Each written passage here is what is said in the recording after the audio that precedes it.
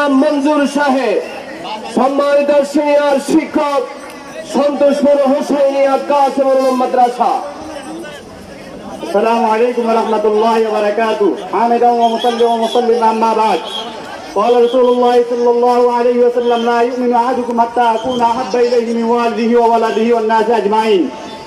সম্মানিত তৌহিদি জনতা, এখন এত লম্বা সময় কথা বলার সময় নয়।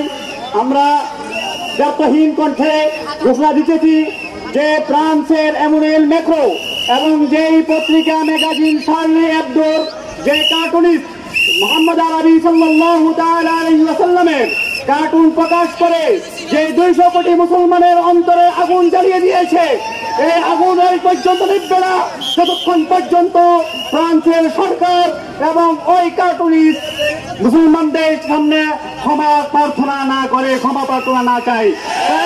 আমরা সকলে বাংলাদেশ সরকারের কাছে এই কথা ঘোষণা করবো যেন বাংলাদেশ সরকার ফ্রান্সের যেই রাষ্ট্রদূত ফ্রান্সের যেই দূতাবাস আছে সেইটাকে বাংলাদেশ থেকে বন্ধ করতে হবে, ফ্রান্সের পণ্যগুলা বয়কট করতে হবে। আলহামদুলিল্লাহ রাব্বিল আলামিন।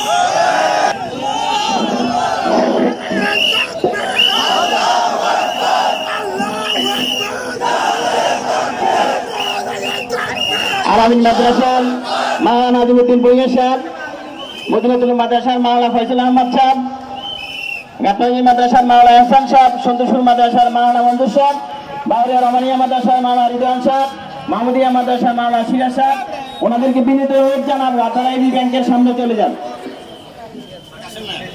সম্মানিত উপস্থিতি, এই পর্যায়ে আমাদের সামনে গুরুত্বপূর্ণ প্রতিবাদী আলোচনা করবেন জনাব মাওলানা ঈসা সাহেব। সম্মানিত